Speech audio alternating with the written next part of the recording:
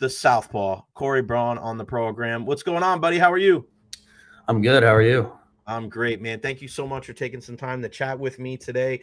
Big win for you guys last night against Bethune-Cookman. How are the vibes right now for the green and gold? Because, man, you're looking at that hmm series sweep against Tulane, and then last night. I mean, it's got to feel good to be wearing that uniform right now.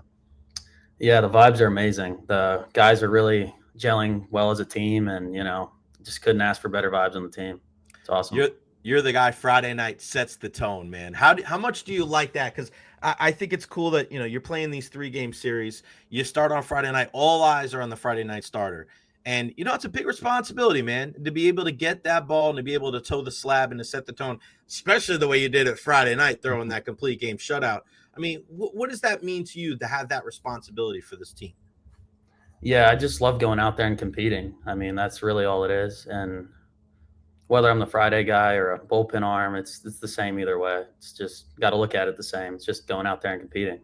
So That's that mindset, right, Corey? yeah. Like the mindset of, you can't get too high, you can't get too low. You got to make sure that even if you're throwing 1 or 9, you got to have your best stuff, whatever, whenever your number is called. What drew you to USF, man? What you kind of looking at your career and a couple of different stops? What made it attractive to you to come here to Tampa to play college ball? Well, yeah, I'm from Seminole, Florida, which is about 45 minutes from here. So it just really I've always wanted to go here, and I got the offer out of the portal and just couldn't turn it down. Close to home, you know, great vibes here. Love Tampa, so Yeah, it can't beat Tampa, man. The yeah. weather, right? I mean, you play some of these teams, or they come down here, and I remember Maryland coming here a couple of weeks ago, and I was like, "Man, you guys must love being here in Tampa, not having to deal with that weather up in that Mhm. area." What is it like to play for a guy like Coach Mitch Hannahs? I've had him on the podcast a couple of months ago. I get a chance to talk to him before games sometimes when I'm doing the radio or TV broadcast. He's a very matter of fact kind of guy, man. There's not a lot of fluff, not a lot of BS. He's pretty straight to the point. What is it like playing for a guy like that? Yeah, I mean, he's awesome. Like he'll always tell you how it is. He's not gonna sugarcoat anything. And one thing him and the other coaches do great is just keeping us uncomfortable at all times. Like even after you win a big series, you just got to still go out there and practice like you're on a losing streak. Just go out there and practice hard every day. Yeah, he spoke earlier this season about playing mad, right? How do you see that? And does that change for somebody like you? Because we spoke about the importance of, staying even keel, right? As a pitcher, everything can be going wrong around you, but you're the guy with the ball in your hand. So you got to like take that deep breath, regardless of what happened before. You got to dial in. You got to be able to hit your spot, throw the right pitch. So how do you kind of combine that? Playing mad, is that more of a position player kind of thing? Like, what do you think? Yeah, it all kind of depends on the pitcher. For me personally, it's just I just got to trust my stuff. I work on it all week, throwing bullpens, and I just got to go out there, trust my stuff, and compete. I love the fact that you are a guy that establishes the middle half of the plate, because there's a lot of guys out there, and and I'm sure you can tell this too as a pitcher. When a guy, especially when he doesn't have his stuff, or maybe when he gets knocked around a little bit, they're like, all right, well, I'm not getting back in the kitchen. I'm going to stay away. And then they start nibbling. And then, either they leave one over the middle of the plate or they start walking guys. How important is it for you to be able to establish that inner half and to just stay aggressive, even when maybe you have an at bat or two when things aren't going your way? Yeah, I just kind of always feel like I have to establish just a part in the zone and just make them hit the ball, make them earn their hits. It's just walks hurt you, and just throw it in there and let them hit it. That's really all it is. What was working for you Friday night against Tulane? I really had all my pitches. Like, How long does it take for you to realize that? How long, like, is it something where you know it in the bullpen? Is it something where it's in the first inning? Like, when do you know? Because you've had some really good starts this year, but a complete game shutout, I don't care what level it is, man, that is something to really be proud of. But when do you know, like, oh man, regardless of what count it is, because that's what I love about your game. You get 2-1 on a hitter, it doesn't mean a fastball is coming either. You'll double up, you'll throw a back-to-back breaking ball, and that's why I love watching you pitch, because you're a pitcher, you're not just a thrower. So when do you know? At what point do you look at it and go, "Man, my stuff, I got everything today"? yeah, it's just really the first inning. That's when I throw all the pitches, and then I like see how I feel for it. That's really just it. What's the difference between when Daniel Schlereth goes out there, pitching coach, done a really good job, and then Coach Mitch Hannahs? I've noticed that this year where, Schlereth does the most of the, I guess if it's like mechanical and the pitching changes, but every once in a while, Coach Hannahs goes out there and talks to, and I don't know if it's just the pitchers, I don't know if it's the infield. Can you give us a little peek? Like, obviously, you're not giving away trade secrets here, but when he goes out there, I know it catches my interest. So I'm sure, you guys go, oh, what's Coach doing? Yeah, he just kind of just goes out there to calm you down more. Just, you see him coming out. It's a little scary at first, but it's just mainly to calm you down, get you in the right mindset again. I love that, man. I want to ask you about Bryce Archie. This is a guy that, I was watching him, and a lot of people here in the Tampa Bay area watching him playing football last year, playing quarterback after Byron Brown went down. He was a guy that I remember talking to Coach Hannahs before the season. Yeah, he's just going to be a midweek guy. And now he's contributing on the weekends. I mean, what is it like to have a guy on the staff there? He's still so raw, right? At times he's a 1 or 2 pitch pitcher, but I mean, he's unflappable. Bases loaded, no big deal. I'm just going to throw 95. It don't matter. What is it like to be able to be on a staff with that guy and to be able to see him do his thing? Yeah, I mean, he's awesome. Like, he's a great teammate, first of all, and his stuff's amazing. So it's a great guy to have on the staff, just all that stuff. Yeah, he's a little bit different than some of the other guys that you have, right? Yeah. And there's just a lot of pitchers. What is that like with so many different pitchers? And watching the game last night and seeing some guys that we haven't seen so much of. What is that like? Because it's a large group that you guys have there. What's that bond? What's that continuity like with the guys on the pitching staff?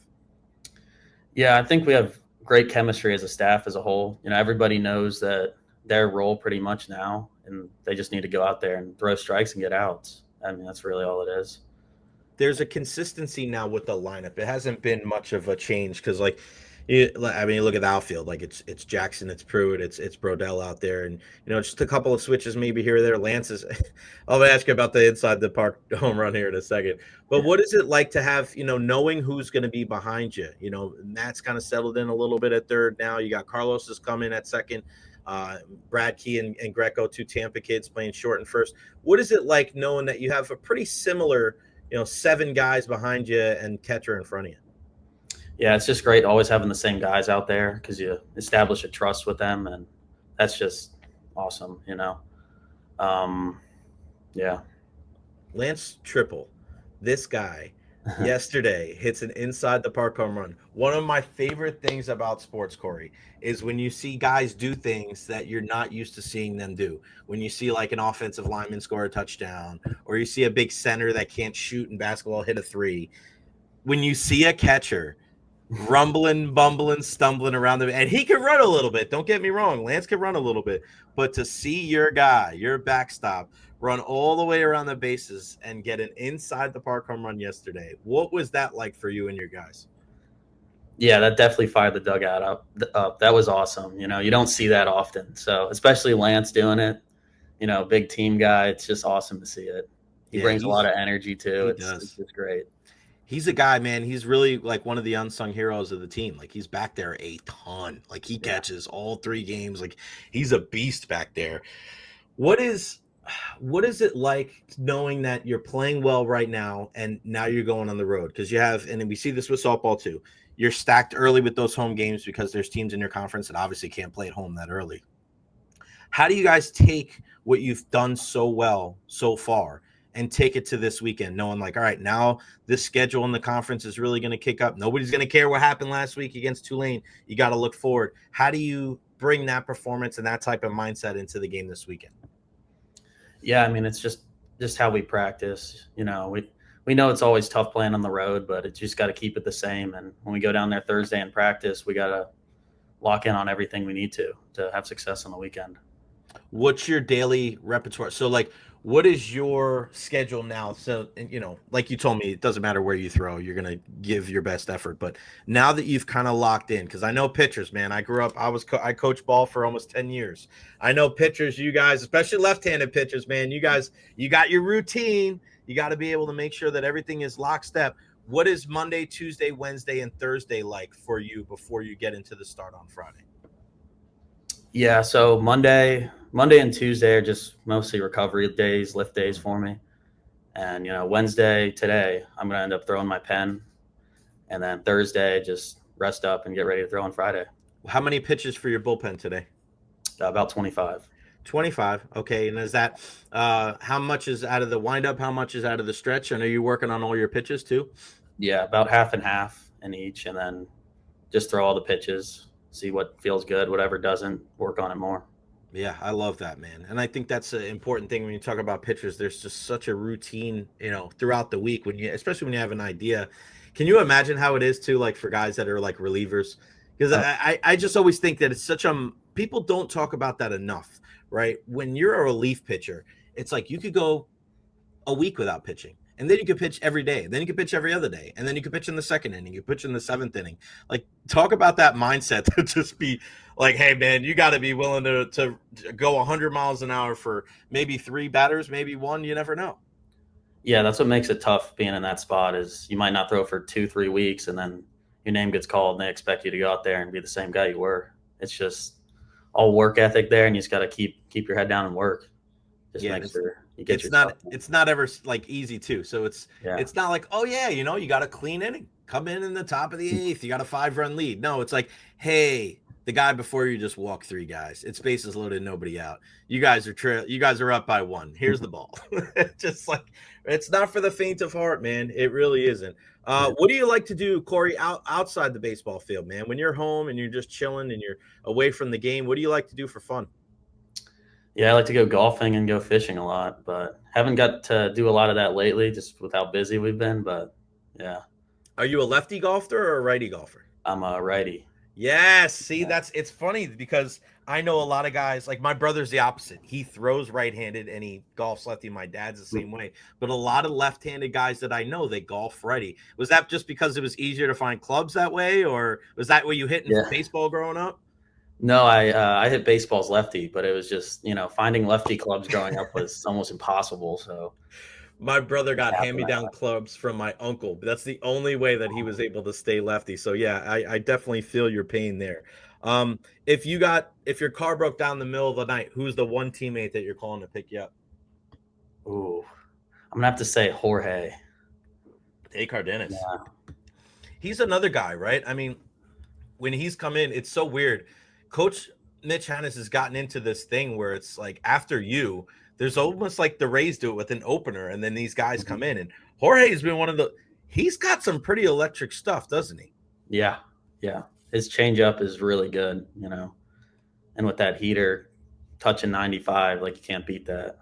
Yeah, it was so funny because he was just so backwards. I think it was a couple of weeks ago, and it was just like he couldn't throw a first pitch strike at all. And then he would just throw strikes the rest of the time. So you don't want to ever fall behind, but you fall behind 1-0, and then boom, 3 pitches strike a guy out, or 2 pitches get a guy to ground out. And I'm like, he just doesn't. Who works the fastest? Is he one of the guys that works the fastest, you think? Yeah, I would say either him or James Hill, probably. Yeah, because I remember when Jorge was pitching, I was doing the radio call. I think it was 2 weeks ago. And I missed the first pitch of the inning like 3 times because he did like 3 or 4 moments. He's like, all right, let's go. I'm like, oh my God, dude. Like you gotta pump the brake, you gotta chill. But hey, whatever works, man. Whatever works for him.